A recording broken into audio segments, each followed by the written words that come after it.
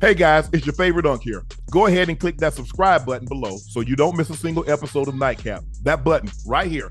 Come for the sports, stay for the stories. Ocho, you and James Harrison are about to go 3 rounds. I'm fighting James Harrison in an exhibition MMA format, 3 rounds, bout in New Orleans before the Super Bowl. I'm so excited. Debo said it's 5 rounds, Ocho. I'm gonna beat your ass in round 1, so don't have to worry about the other 4. I'm standing on business. Yeah. I mean, listen. I mean, James Harrison is I consider him a friend of mine, a great competitor, one of the most fiercest defensive players of all time. Unbelievable, crazy, animal-like training regimen, and I owe him my ass whooping, and just for that, I challenged him to an MMA fight.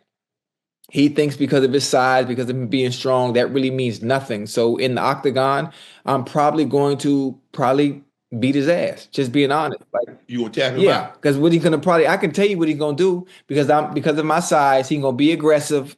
He's gonna rush in. Not understanding my groundwork is impeccable, similar to that of Khabib, and I would probably choke his ass out with a guillotine. That's what's gonna happen. Listen, he doesn't have the martial arts background that I do. Ocho, I'm not so sure that if you get him on the ground, you can keep him there. It doesn't, Unc. You don't understand. He has no groundwork. Like I perfected and mastered my craft and different strategies and techniques in martial arts, man, in Muay Thai. I'm gonna beat the shit out of James Harrison, Unc. Muay Thai? Muay Thai. That's what I said. I said Muay Thai. Okay. I thought you said Muay Thai. No. I'm just talking fast. I thought you were talking about bow tie. And I got people all on it, all on Twitter talking, oh, he gonna beat you. Have you ever seen him training? Like, have y'all ever played a competitive sport? There is always a disadvantage depending on position that you play based on people's size and strength. That shit don't mean nothing. When it's me and him in that octagon, I'm telling you, remember the story of David and Goliath? That's what it's gonna be. Mm-hmm. That's what it's gonna be. And a lot of people are underestimating my skill. Chad, don't tell Ocho. I'm putting my money on Debo, but don't tell Ocho. Hey, listen, if you're a bet man and you put your money on Debo, well, you're gonna be mad. You're gonna be mad. Okay. You saw the movie Troy? Don't tell him. Don't tell Ocho though.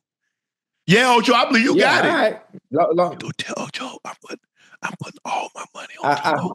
Yeah, Ocho, I believe you. I think you're gonna tell me. I hope you believe in your co-host. I would hope you don't go against your co-host. I believe. Fool. I got you, bro. Hey, I ride with Ocho all the way.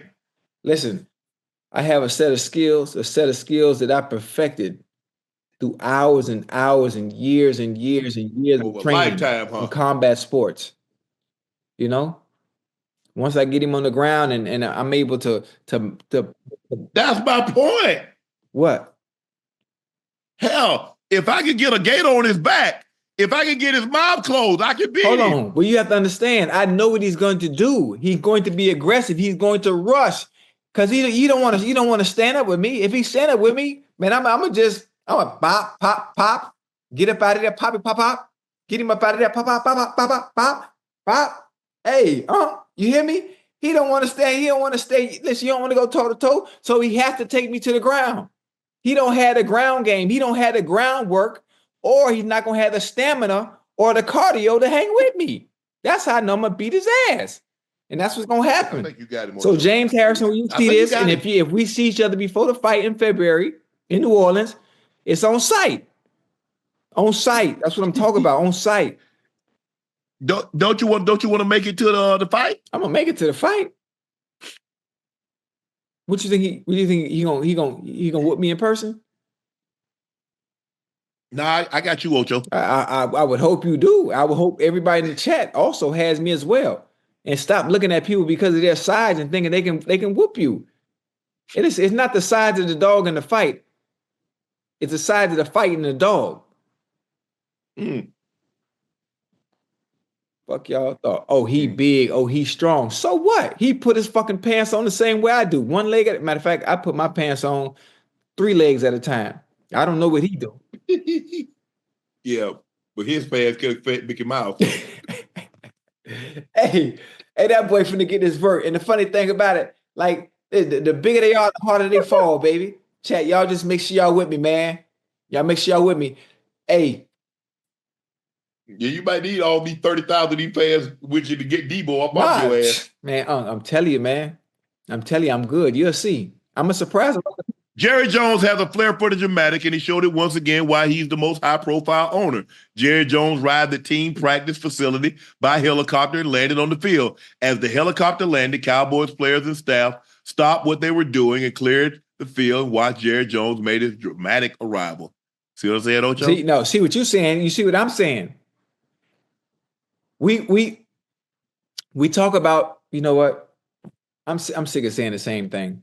You can't be the center of attention. You can't want all the attention. I think every owner also has a helicopter. I think every other owner also owns a yacht. I think every other owner, especially the Hunt family who continues to win all the time, you know, year in and year out. I don't see them in front of the camera. I don't see them landing their helicopters on the goddamn field. You want to minimize all the distractions so your players, your coaches, your staff, and everybody can focus on the task at hand. But here we go. Let me go land my helicopter on the field.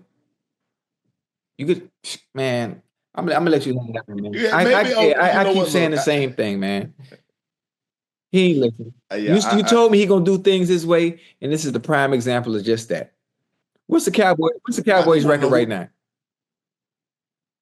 They 2-2. Oh, right? They 2-2? Oh, they 500? Okay. Mm-hmm. Yeah.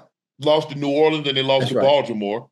And then they beat the Giants and they just beat somebody the other day. I forget who they beat the other day. I don't know, man. I'm gonna sit down and talk with Jerry myself, man.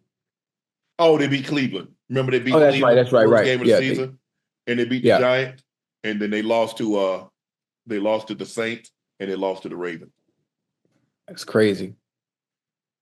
Travis Hunter went on Destroying's podcast and said he wishes he could stay in Colorado and play for the Broncos because of the love the community has shown him. He says neighbors leave signs before the game and watch his dog when he's on the road. That's dope. That's live. It is. I mean, hey, look, that's one thing. Bronco country, they love you, huh? They love what? Oh my God. Obviously, he's a phenomenal player. Phenomenal talent. Did you see that? Did you see that goddamn picture of him, that video of him playing basketball? Oh, yeah. He got some elevate. Yeah, he can elevate. But I could just imagine if he played for the Broncos. Lord, and could you imagine him and Pat Surtain Jr.? One on one side, Travis Hunter on the other? They lock it down for sure.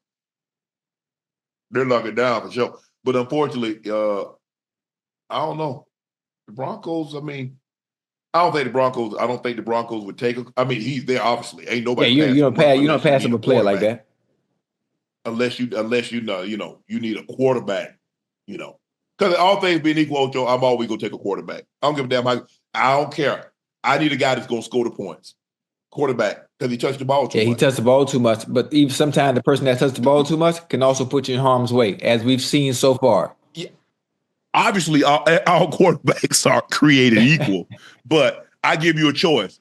Patrick Mahomes or Travis Hunter. Oh, come on now. You just talk about Josh Allen or Travis Hunter. Lamar Jackson or Travis Hunter.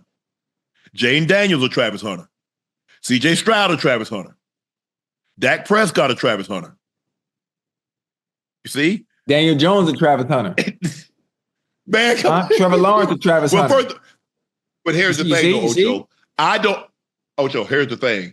I don't believe had Daniel Jones not gone to Duke and been coach David Cutcliffe, Coach Payton, and Coach Eli. So you got 2 number 1 overall picks that was coached by him. The scouts. Oh, this guy has an arm better than Peyton and Eli. This guy's more athletic than Peyton and Eli. This guy sees the field. He's bigger. He's stronger. A lot. Oh, then you heard what David Cutcliffe said? Now, he coached Peyton and Eli. Now, he would know if anybody would know. Same thing. If Rail says something about you, now you know Rail gonna know. Now she been with it for 5 years. Yeah. You see how that go, Ocho? See? So somebody that has coached 2 guys, won Super Bowls, MVPs, Super Bowl MVPs. Now he's coaching somebody else, and he says, "Oh, as far as talent, I think he might have more talent." Now I'm not saying he's gonna be Peyton Manning, but could he be Eli? Eli was a 2-time Super Bowl winner. Right. Gonna go to the Hall of Fame. So, yeah, Trav, man, he's phenomenal, nice. Bro. He's phenomenal. Nice. Hopefully he's enjoying his time off there on the bye week this week, Ocho. And then they come back at home. Yeah, I'm going to that game. I'm going to that game. You going to the game? I'm going to that game. I mean, Travis talked about NIL, saying it's not about the NIL, it's about the NFL. If I would have went somewhere else, I could have gotten major amount of money. You see where I'm at with the best coach that's going to put me in the best situation. Like Time has made it abundantly clear. The young man said he wanted to play offense and defense. Time gave him that opportunity because he didn't want to rob him of his God-given ability. Now, all I can do is when he's under my tutelage, let him play offense and defense. Once he goes to the next level. Hold on. I think if he went anywhere else outside of Colorado, you think they would allow him to play? They would allow him to play offense and defense? I don't think so. You think so? I don't think so. No, I don't think so. Not. Let me say, wouldn't allow him to play. I don't think they'll allow him to play damn near every snap on offense and defense. Okay. Would they put a package together and let him play? Sure.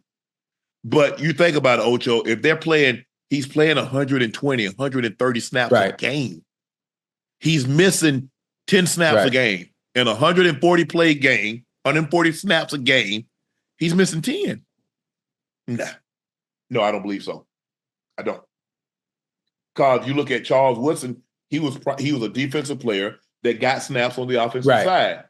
Camp was primarily a defender that got snaps on the offensive side. Miles Jack was an defensive player, but he did play some offense. They let him play running back.